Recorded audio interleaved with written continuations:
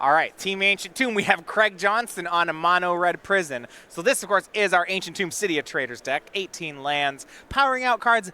Of course, you expect Chalice of the Void. On top of that, Magus of the Moon, Blood Moon, Goblin Rabblemaster, and Legion War Boss are the big plays you should expect. Give me Brainstormer, give me Death. Big thing, I know mono red is a die roll style deck, so Marshall looks like he's won the die roll for the first game. Big favorite. Yeah. So leads out on Thoughtseize. We get a look at the deck. So City of Traders and a Mountain. So 3 mana on turn 2. We see a Chrome Box hiding Chrome Box. It was 3 mana on turn 1.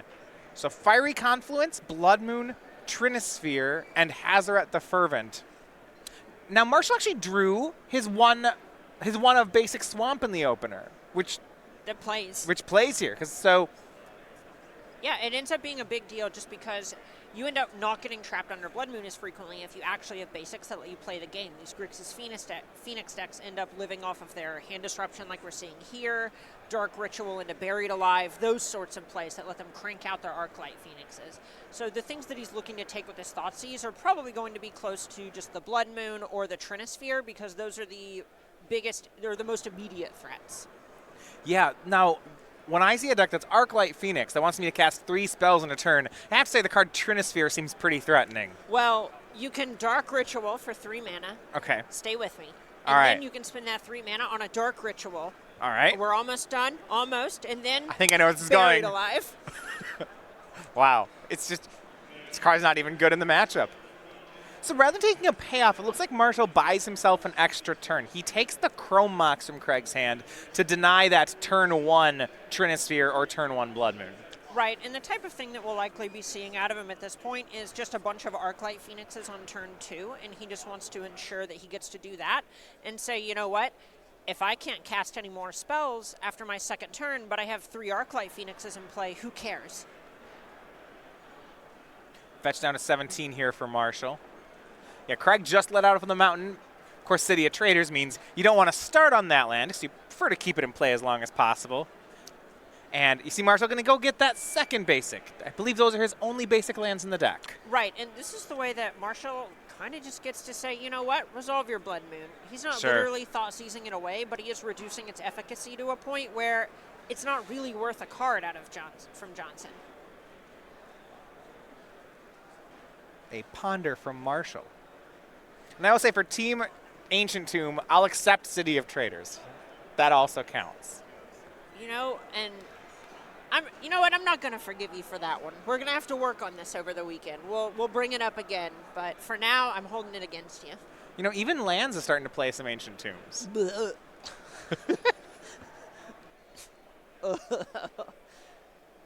They know what's up. Whoa, whoa. So we have so after Ponder, it's Ponder, Dark Ritual, Buried Alive.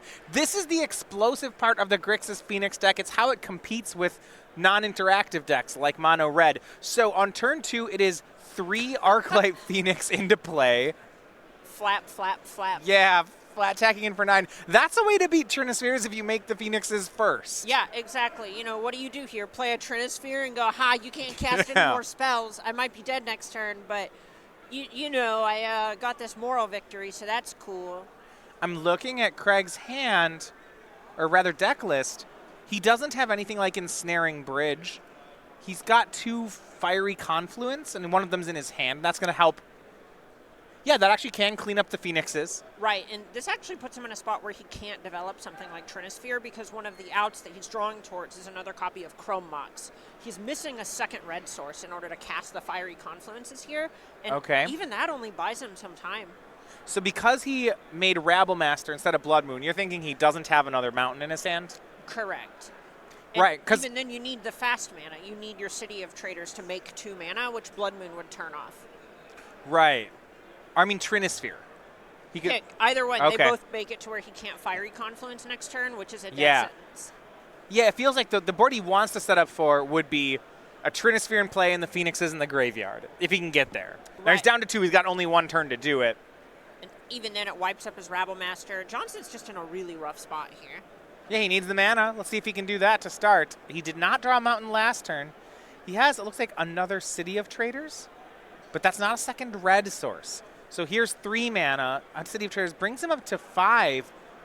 But you can't cast that Fiery Confluence with only single red.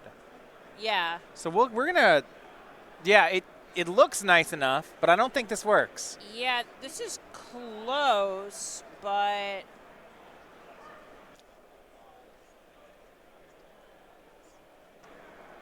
Yeah, you see the players looking at it and say, wait a second. oh wait. Yeah, those are still there. All right, so he has red, colorless, Red and 4. Yeah, red in the pool. and goes to attack, which means the mana's gone, which means he's going to die to these Arclight Phoenix. We have a word for that. It is beats. It is. Game 1 goes to Grixis Phoenix and Marshall Arthur's. And really, to me, a showcase of why this deck did so well in Baltimore. It's a fair style deck in a lot of ways. It's playing Grixis cards, but then you see in this matchup, he was able to beat these turn 2 giant plays by just racing them, by making Arclight Phoenix. Right, so a lot of what you see these decks doing is they play their turn 1 piece of disruption, either a Daze out of some of the more traditional blue decks or a Thoughtseize, and then they develop a threat in the vein of Gurmag Angler or Tarmogoyf that starts applying pressure. In this case, it's just 3 Snare Thopters. So we end up seeing, you know, the Thoughtseize knock you off balance a bit, and then there's half your life total. Good luck. All right, well, let's look at the sideboards here. I do want to start on Craig Johnson's side. So a lot of times you'll see in mono red, they changed the Haymaker style cards that they play, as a lot of them in the main deck aren't good in every matchup. So he has Scab Clan Berserker, a Braid and Snaring Bridge, Sulfur Elemental, another Fiery Confluence, and a 1 copy of Karn, Scion of Urza. He also has 4 copies of Leyline of the Void, a card that he can't cast, but can put in against graveyard decks, which may qualify here.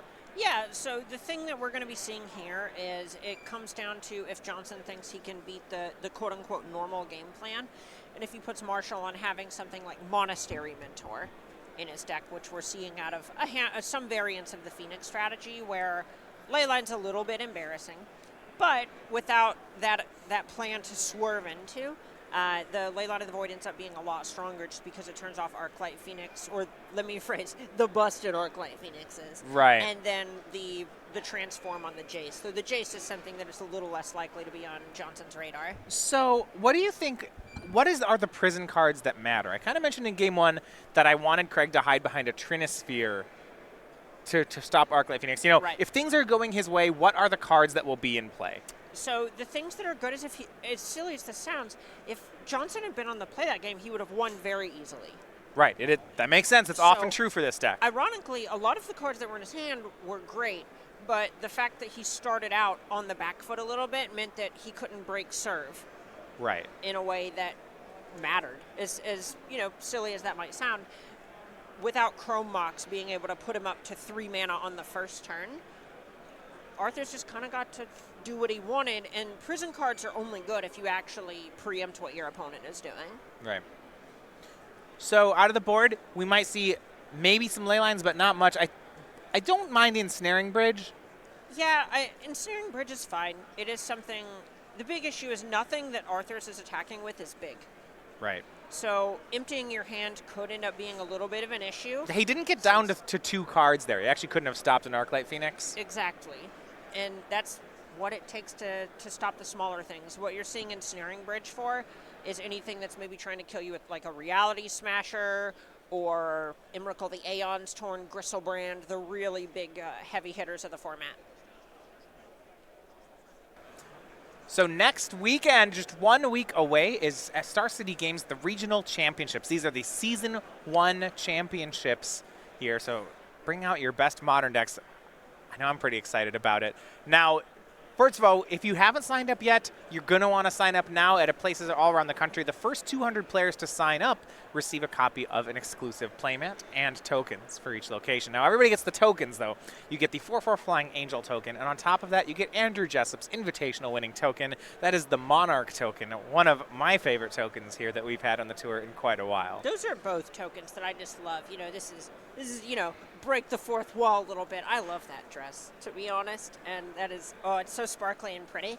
But the Andrew Jessup token, I don't want to pick favorites or anything. I'm picking favorites, but this is one of the best invitational tokens that we've ever had. It's just the flavor is there, the attitude is there, and honestly, that looks pretty close to a photograph of the guy, right? I can't. I love Yeah. it. I love it. Oof. So now you're not just winning tokens, there's also prizes to be won. SCG points to help you get to that invitational and earn buys here on the SCG Tour are given out to everyone playing, additional points for the top 64. Cash prizes to the top 32, including a nice $1,200 to the winner of the event. And anyone making the top 8 at regionals gets an invite to SCG Con in June. All those are given away, and you can find a location. We have 12 different regionals. You can see them kind of here on your screen all around the country, so you can find one near you. And if you want to sign up, we have links to those individual locations and their signups at starcitygames.com/regionals. Remember, that's just one week away. Go.starcitygames.com/regionals, Matthias. It's about branding. I bet if you just type it in without any of them, it might, you know. I never type in www anymore. Well, yeah, you don't do that one, but you got to type go. Do you think go is the same thing as www? HTTP // Yeah, it's not an it's not an FTP. Come on now. Go to starcitygames.com/regionals. All right, that'll work. Say it 3 times really fast.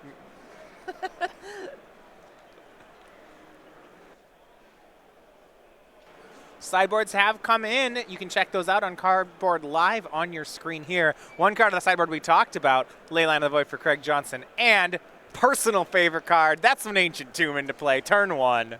Wow, and you know, it did so much. Oh, you just wait. Oh, it is. Just wait. It's going to make so much mana. It's going to make an extra mana. 2 at a time, yeah.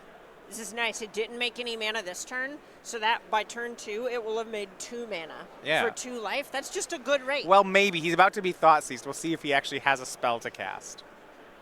Looks like Mountain, City of Traders, Pia and Kiran Nalar, and Legion War Boss from Craig Johnson.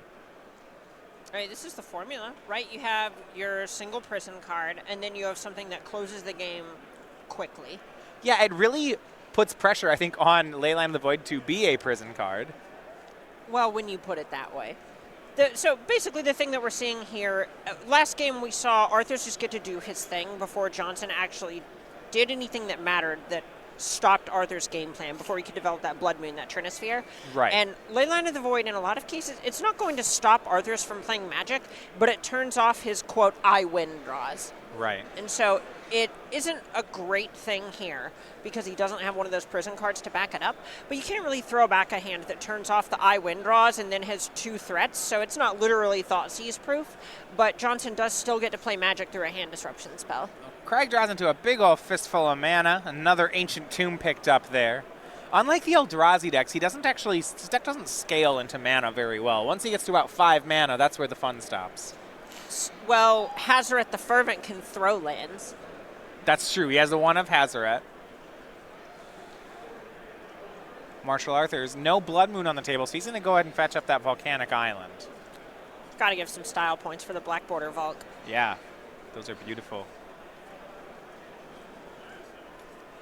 Dark Ritual, and he'll just ritual out Arclight Phoenix attacking for 3 damage. Yeah. I mean, with Leyline of the Void in play, it's not doing much else. Look, Snare Thopter gets it done. Chandra, Torch of Defiance, the draw for Craig. That's a pretty good one here. Oh, that card is incredible right here. And remember, though it's a Grixis deck, there aren't cards like Daze or Force of Will in the Grixis Phoenix deck. Oh, look, we have Arclight Phoenix up on yeah. the screen here. It's the other side. It's a modal spell. Here is Chandra, Torch of Defiance, -3, shoots down the Phoenix, and that goes off into exile as Leyline of the Void is in play. Craig gets to keep Chandra around. Now, another Snare Thopter could really mess this one up if Marshall rituals into one. That was just kind of what Johnson in a way is if he wanted to play the Chandra and the Pia and Kiran Nalar.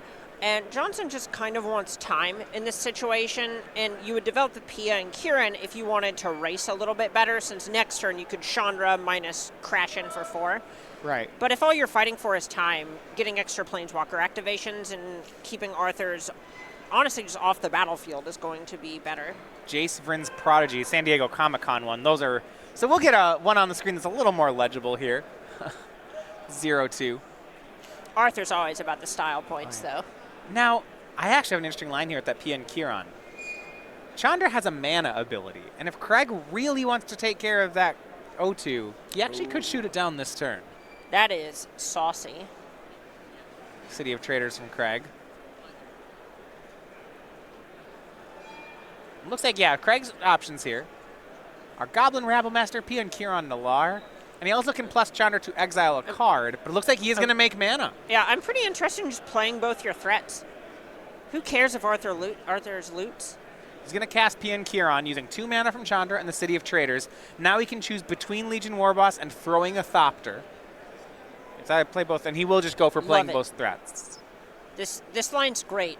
Johnson is at the point where he's able to get out further ahead than Arthur's on the battlefield. Right. Then Arthur's can catch up to without one of his busted draws, quote-unquote busted draws.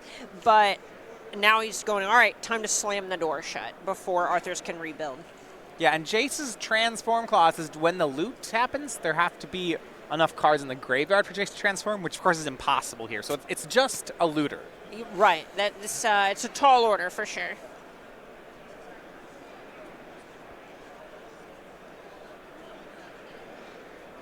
Arthur's is no slouch, though. At this point, he's kind of just trying to think, all right, what does the game I win look like? How do I get from here to there?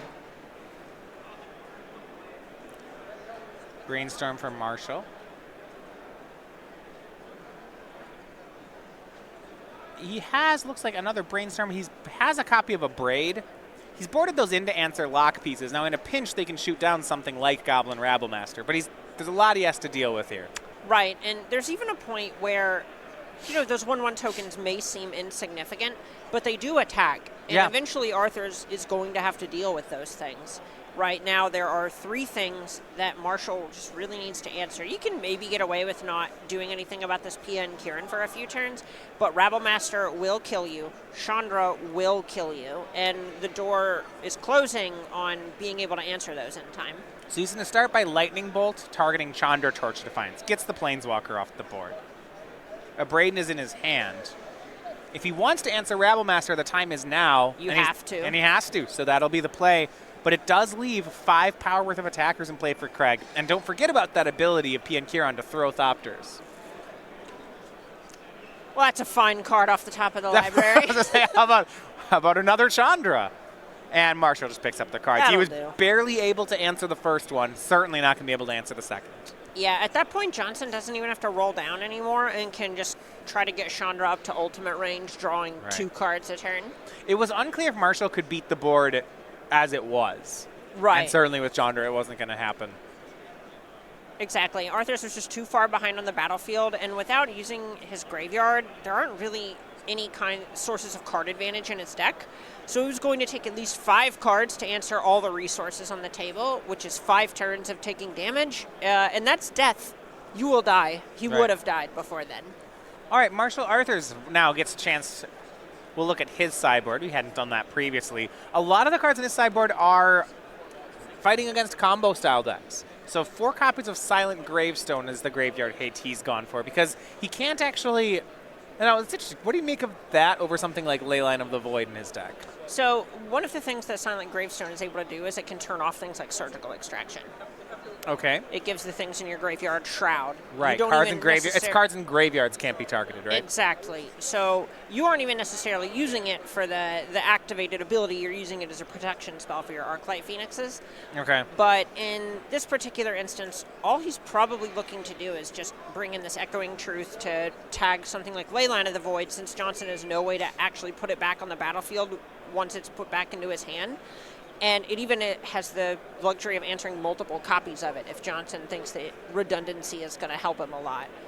And then other than that and a Braid, nothing else here is really doing a whole lot. This Arclight Phoenix deck tends to match up pretty well against the fair decks of the format, just by virtue of having recursive Arclight threats. Phoenix, yeah. Exactly. You just got to spin your wheels with these cantrips, and you're going to get free 3/2s for your trouble. So Silent Gravestones, now there's not targeted removal, it's Leyline, so he's not going to try to protect his Phoenixes with those. His other cards are Echoing Truth, Surgical Extraction, Grim Lavamancer, a Braid, and Blood Moon. We saw it in a Braid in already last game. So I imagine those are boarded in. Do you think anything else here has come in? Just the Echoing Truths, really. There's something that can answer some lock pieces in a way that just makes them not good enough for a turn. You know, we saw during Game 1 where Arthur's had a one-turn window to put his Phoenixes onto the battlefield, and then Trinisphere and Blood Moon didn't matter anymore. So if you have a situation where you just Echoing Truth a Trinisphere on Johnson's end step, put 3 birds into play, the game could end on the spot. Yeah, I mean, you're right. Those Leyline of the Voids can be in play for most turns. An end step Echoing Truth, untap, do something certainly is good enough here. Exactly. Other than Jace Friend's Prodigy, nothing in Arthur's deck really cares about the quantity of cards in the graveyard. So everything getting exiled for the first few turns is not something that Arthur's is worried too much about. So back on the play is Marshall Arthur's the player on the going first, has won both games so far. Get a chance to look at Craig Johnson's hand. I love it. We see Ancient Two-Man Simeon Spirit Guide. I'm pretty about this. Why? Look at that. Why are you about this? Oh, look, he's just going to get to do something awesome. No, he right is away. Not. It looks like Arthur's kept. Do you think someone in the Thoughtseize Cabal Therapy deck is going to keep on 7 and you actually care what's in the other person's opening hand? You never know. I mean, I guess it could be 2 Spirit Guides, 2 Ancient Tombs, and 2 Trinispheres, and then whatever card you get. Get dunked. Nice Thoughtseize idiot. Hey, look, you're going to get Trinisphere. That's what that sounds like. I think, but here, you missed the last card. The last card in that hand should be a Chandra Torch of Defiance or something. Oh my gosh, no, it has to be Rabble Master. Right, because I guess there's no red mana. Yeah, double red's a little hard. Exactly. How about Hazaret as the last card? There we go. That's a good one. I mean, that card kind of just needs the second red if you need another mana source anyway. Hazaret doesn't need a second red. Not literally, but she costs 4. And you play more mountains than other lands, so if you need to find... But we had 2 Ancient Tombs in the one you talked about, right? Matthias, you're so right. Yeah. You're so right, and I'm so wrong. Looks like a mulligan to 6 from Craig. He had the 3 mana on turn 1, but he may not have had a payoff card. Right, and the issue there is once you exile your Spirit Guide, if your only land is something like City of Traders, you can end up in spots where you just don't get to play the game. You get to play 2 spells, and then you're at the mercy of the top of your library. Well, he's kept on 6. Top card is Chrome Mox. Oftentimes on mulligans, you can't afford to put that card on top. Yeah, and the awkward thing is you kind of just have to keep some hands that barely function a good chunk of the time because you know you're playing against a Thoughtseize deck. Yeah, I do think he has the 3 mana. Looks like he has one of those colorless lands. Well, he has Mountain Lotus Petal. He may not actually have an Ancient Tomb. Yeah, I think he has Chrome Mox Lotus Petal land, and then just a Chalice is the lock piece. Chrome Mox Lotus Petal land. When I see that on a 6-card hand, I think, well, that's all the cards in my opener. Hey. I sure hope it does something. Wow, and then they always have Thoughtseize. That's the rudest. Here's Chalice of the Void, Chandra Torch of Defiance, 1 land, Pian Kiran Nalar, and then the 2 mana artifacts. Johnson, I respect the slow roll there. Here's the lock piece. Here's the land. Here's the threat. Here's the other threat. All right, yeah, I had 2 lands. I got 2 fast mana. You got me. You got me. It's unreasonable that you can Thoughtseize his lands. That's just wow. It's unreasonable? Unreasonable. It's reasonably unreasonable. As opposed to unreasonably unreasonable. It's reasonably unreasonable. They can't see. We're cut on the match right now. They can't see me just gawking at you. Of course, you can't Thoughtseize the lands. You can Thoughtseize the Mox, which is a lot like a land here. How do you attack this?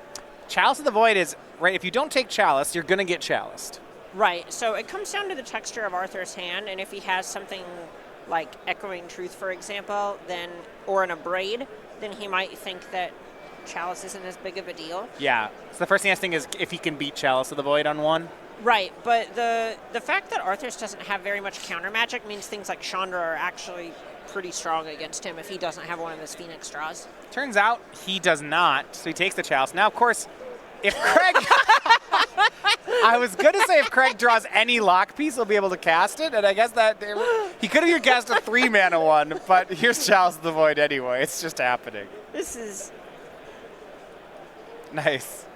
I always like it when you draw the card they Thoughtseize. At the risk of sounding rude, This is how you play Mono Red Prison. There we This go. is how you become an incredible prison pilot. Now, to be fair, it wasn't just the Chalice. Because he had Chromox Lotus Petal Mountain, there were a lot of spells, both 2 and 3 mana, that he could draw there that would be good.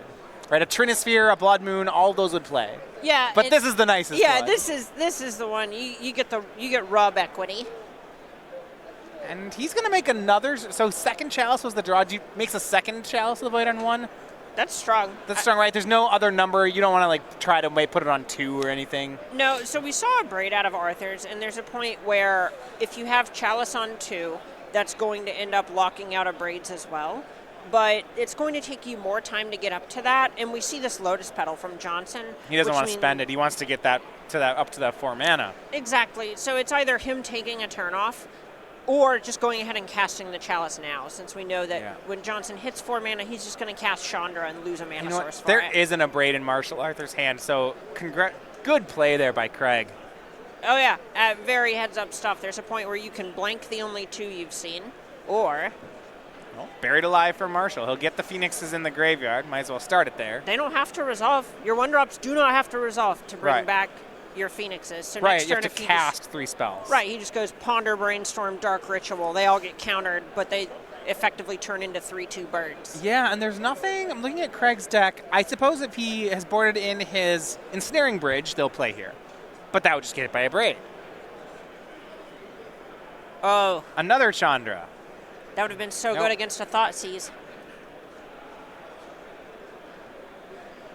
And does Marshall, he's just going to throw 3 spells into the abyss? All right, it's time.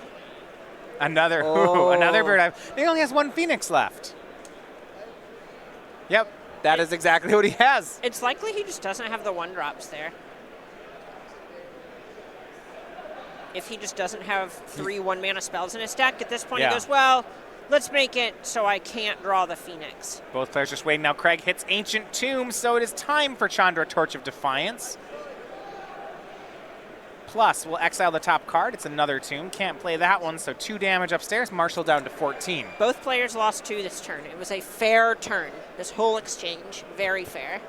1 mana card for Marshall, yes or no? That's what we're looking for. Lotus Petal. Close. All right, well, this means he's got 3 of them if he's doing this. Preordain. Oh, no, Craig. Oh, the Chalice check. Craig, don't. Craig, you have Chalices in place. So what's happening here is you can cast 1 mana cards into Chalice of the Void. Craig, stop this one. There we go. We got There it. we go. There's number 2. It's just fair. And a braid is the 3rd one. It takes care of the Chrome Mox. Marshall was waiting on the 4th mana. That was the. It was Right. not the. So that'll do it. Brings back all 4 Arclight Phoenix. Now, because he used the Abrade, if Craig can find one of his Ensnaring Bridges, it's going to play really well here. And Marshall, out of respect for that, does take a break to attack down that Chandra and send 2 Phoenix upstairs. yeah, at this point, you're kind of just check yourself a little bit and go, all right, I think I'm close to winning the game. Let's just close off the avenues that make me lose the game. Craig down to 12, so actually it doesn't even cost a turn. He's got 1 draw.